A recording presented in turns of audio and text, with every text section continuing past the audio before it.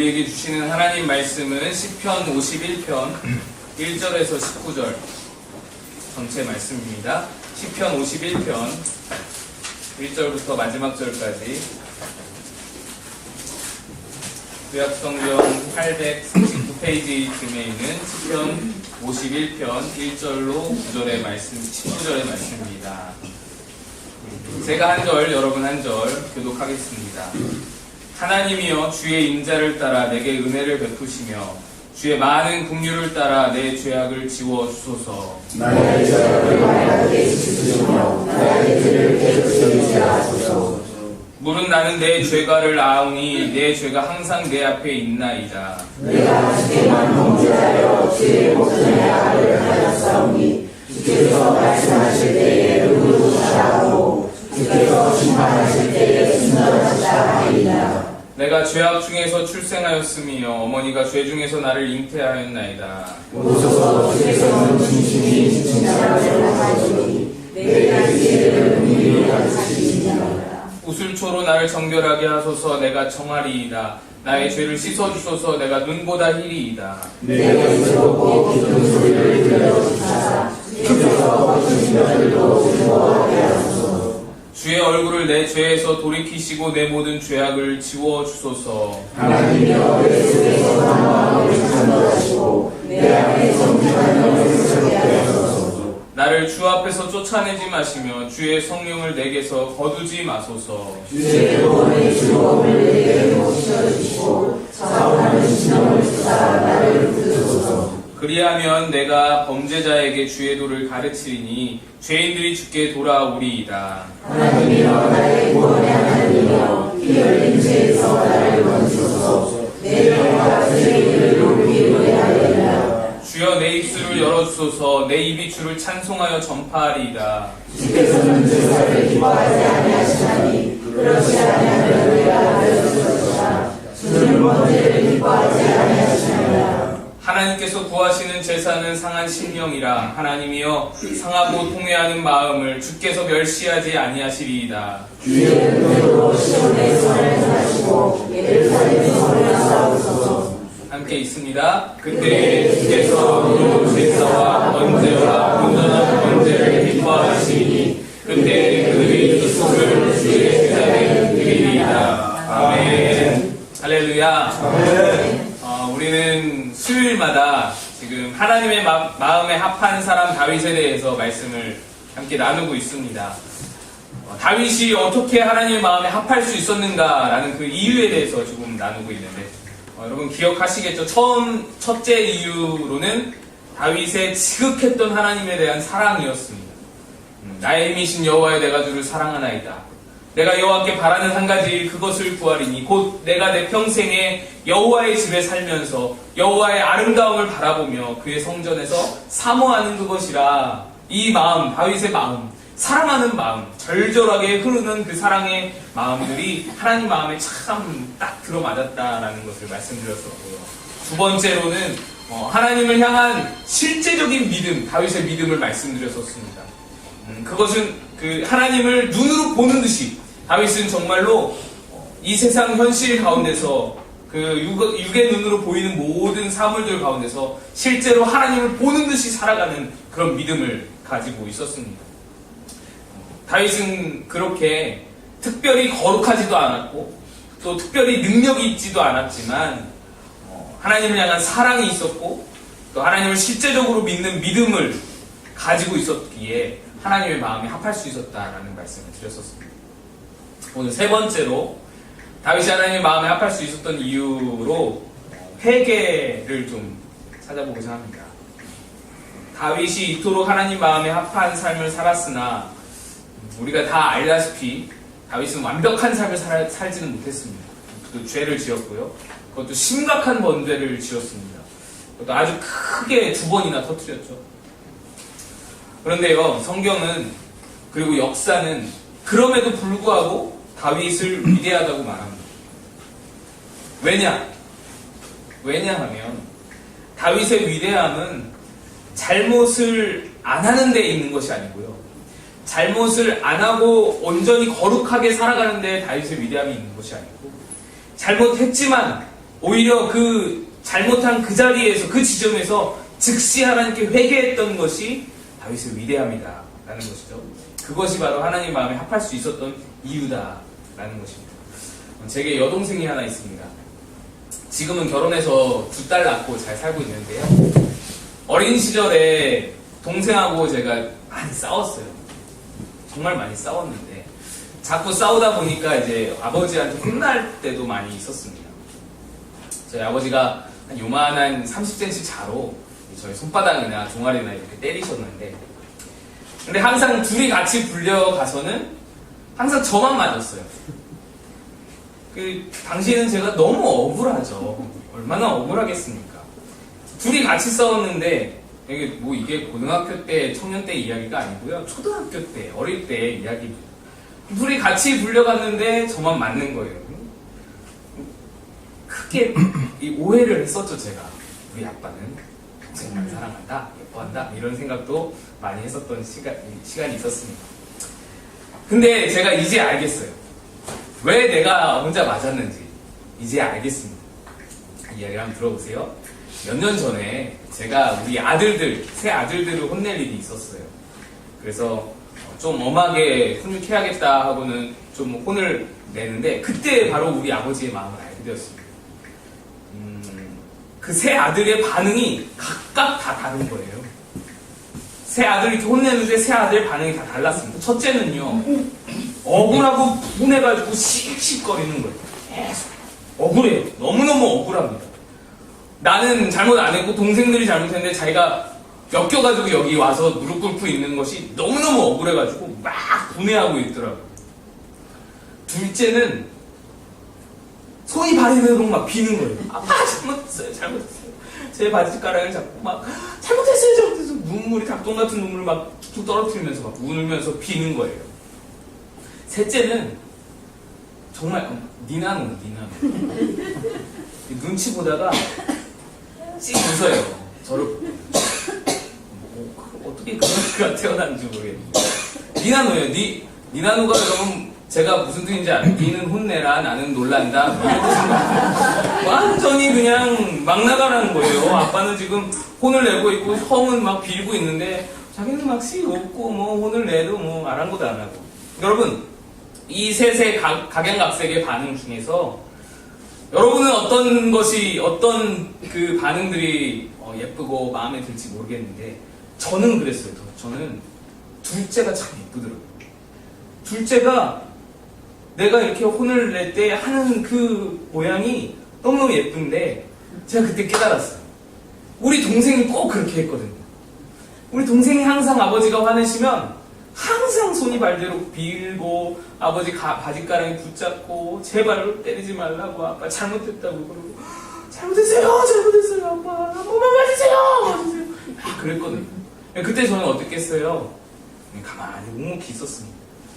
저는 잘못했으니까 반성합니다 하는 표정으로 그냥 가만히 있었더니 아버지가 동생 혼낼 것을 저한테 다 혼내시더라고요. 동생 봐주시고. 이게 그렇더라고요. 간절한 마음으로 아버지한테 빌었더니 아버지의 마음이 녹아지는 거예요. 물론 저는 세 아들 모두들 다 사랑하지만 그 상황에서는 둘째가 참 예쁘다, 이 생각이 들었어요.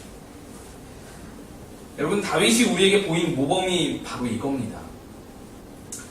오늘 본문이 바로 이 다윗이 밧세바를 범하고 지은 시편인데요. 여러분, 이 본문 읽으면서 어떤 단어가 가장 눈에 띄시는지 잘 모르겠는데, 저는 이 단어가 가장 띄었습니다.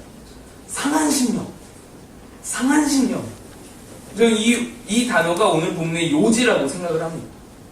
17절을 한번 보실게요. 17절 말씀 함께 읽겠습니다. 우리 51편 17절 말씀 시작. 하나님께서 구하시는 제사는 상한 심령이라. 하나님이요 상하고 통회하는 마음을 주께서 멸시하지 아니하시리이다. 아멘. 상한 심령이 무엇입니까? 저는 상한 심령을 간절한 마음이라고 생각합니다. 간곡한 마음. 제가 여기 처음 왔을 때, 이 자리에 처음 왔을 때, 그 10월 3일인가요? 처음 왔을 때에 여러분에게서 느꼈던 그 마음이 바로 상한 심령이었습니다. 간절한 마음, 간곡한 마음, 다른 것 의지할 것 없고 하나님만 붙드는 그 마음. 저는 그 마음을 여러분에게서 느꼈거든요. 이 상한 심령, 간절한 마음.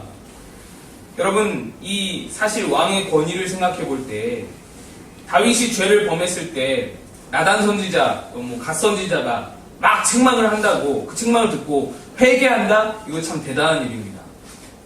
엄청난 일이에요. 왕의 권위를 내려놓고 선지자의 책망에 바로 그것을 인정하고 받아들이고 회개하는 데 쉬운 일이 아니잖아요. 지금으로 말하면은 국가조찬 기도회에서 설교를 맡으신 목사님이 대통령 면전에다가 막 비유를 들면서 대통령을 책망하는 그런 설교를 하신다. 이거 쉽지 않잖아요. 이거 쉽지 않습니다. 굉장히 어려운 일입니다. 근데 그 일 자체도 쉽지 않은데 그렇다 한들 목사님이 그렇게 대통령을 향하여서 이 책망하는 설교를 하셨다 한들 대통령이 그 자리에서 무릎 꿇고 회개할 일은 더더욱 없는 것이죠. 근데 다윗은 그걸 실행하는 거예요. 선지자의 책망하는 말을 듣고는 바로 그 자리에서 무릎 꿇고 회개하는 것입니다. 눈물 흘리면서 회개하는 것입니다.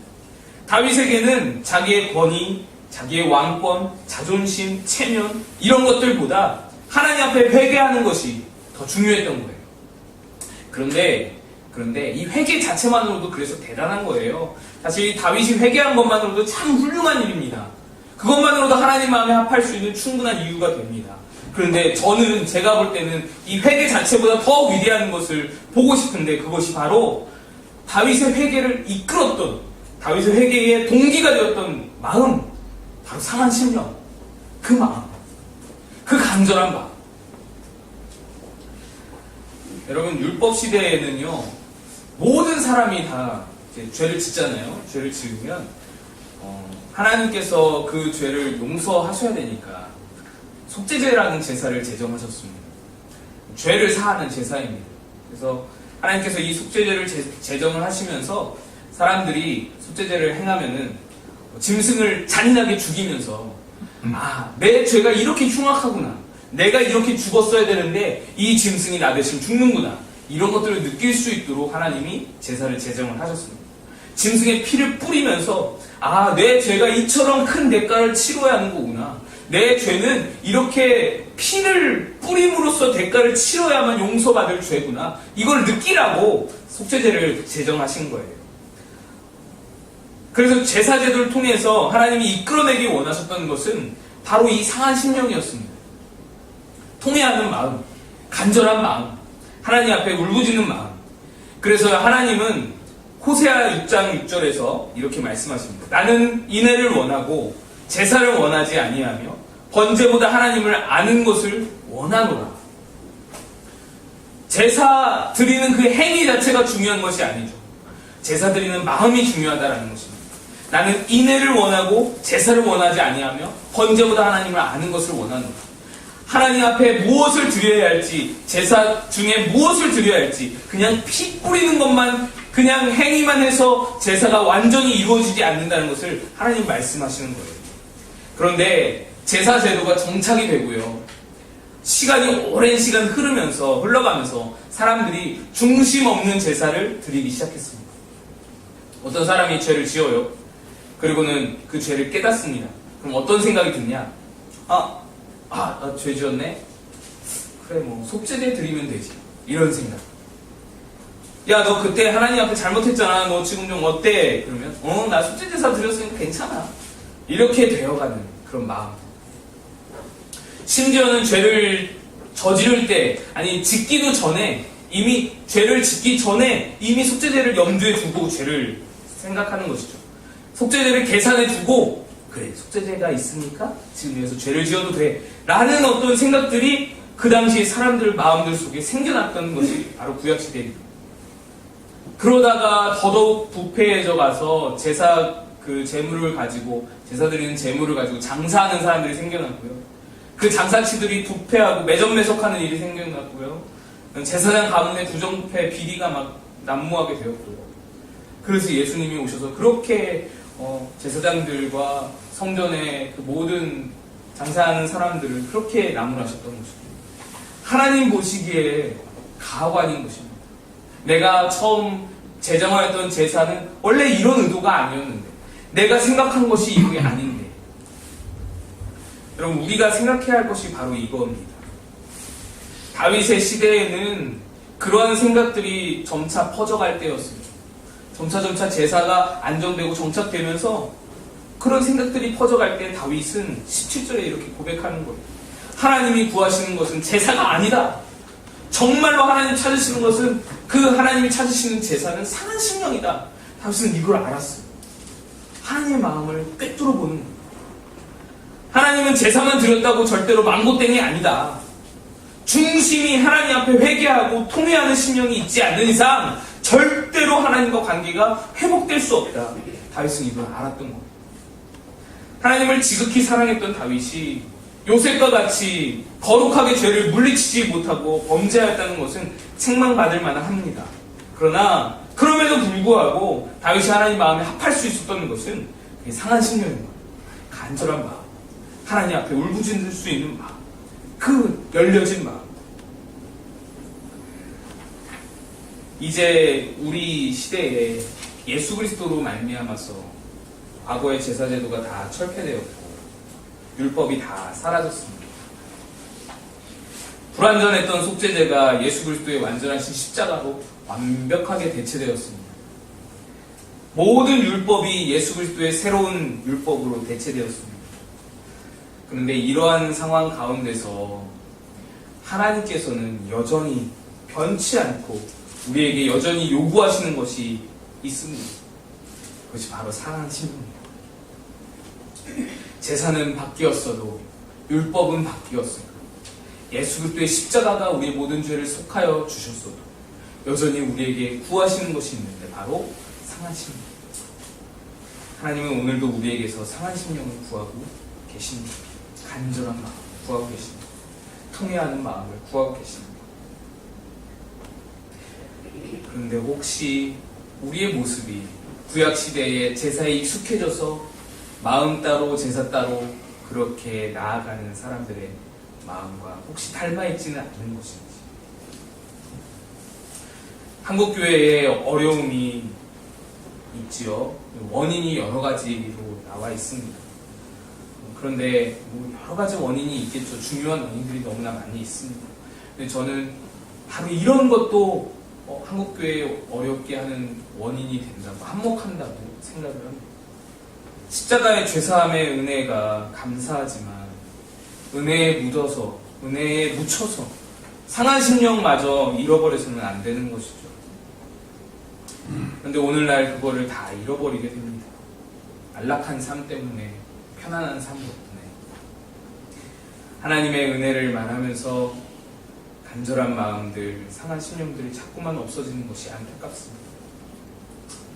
사실 이런 마음 때문에, 이 상한 심령이 없어진 마음 때문에 교인들이 목사에게 상처받는 것이고, 상한 심령이 없어진 마음 때문에 세상 사람들이 교인들에게 또 상처받는 것이고, 하나님은 아들 예수를 이 땅에 보내시면서 십자가에 못 박아 죽게 하시면서 사람들이 자기 죄가 이토록 위중하구나, 내 죄가 이토록 위중하구나 느끼기를 기대하셨을 거예요. 그래서 그 십자가 봐도 또 감격스럽고, 십자가를 바라보고 십자가를 기억하고 상한 심령을 드리는 것이 주께서 바로 구하셨던 제사이겠지요. 그런데 그것을 잃어버리고 살아가는 것입니다. 십자가에 무뎌지고 십자가 바라봐도 감동이 없는 그런 삶으로 나아가는 것이죠. 물론 우리가 날마다 슬퍼하면서 슬픔으로 막 살아가자는 것이 아니고요. 주님은 우리가 행복하기를 원하시죠. 주님 주시는 복을 누리는 것이 마땅하죠. 그런데 죄짓고도 뻔뻔하고 어디 뭐 정치인들 하듯이 익숙하게 깔끔하게 예배하고 나서 할 일 다 했다고 우리가 생각한다면 안 될 일인 것이죠.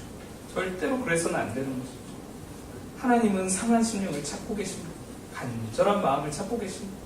하나님을 두려워하는 마음을 찾고 계시고, 하나님을 무서워할 줄 아는 마음을 찾고 계시고, 하나님 앞에 뭔가 벌벌 떨면서 간절히 구할 수 있는 그런 마음들을 찾고 계신다라는 것입니다. 하나님의 존귀함과 하나님의 위대함과 하나님의 크심을 인정하고 그 앞에서 빌 줄 아는, 그 앞에서 울 줄 아는, 그 앞에서 엎드릴 줄 아는 마음들을 하나님은 찾고 계시다라는 것입니다.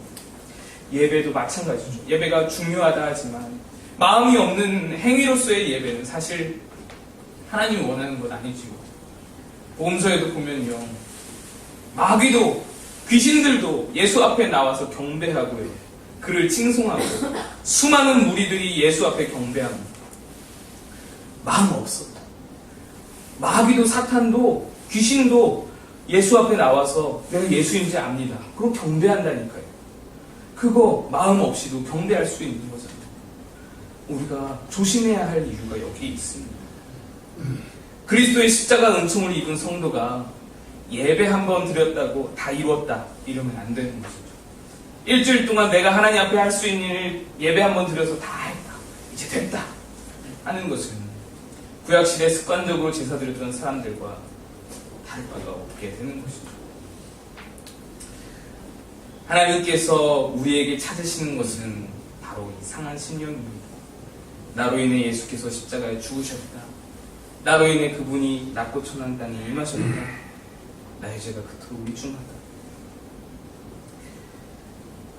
비록 다니엘처럼 요셉처럼 완벽하게 거룩한 삶을 살아낼 수 없을지라도, 다윗처럼 쓰러지고 넘어질지라도 그 상한 심령으로 십자가 앞에 설 수 있다면, 정말 통회하는 심정으로 주님께 잘못도 구하고 반성하고 간절하게 주님을 구할 줄 알고 하나님 앞에 울부짖을 줄 알고 삶을 돌이킬 수 있는 그런 마음이, 노력하는 모습이, 그런 모습이 우리 안에 있다면 하나님이 그를 마음에 합한 자라 부르실 줄로 믿습니다. 그의 예배를 마음에 합한 예배다 받아주실 줄로 믿습니다.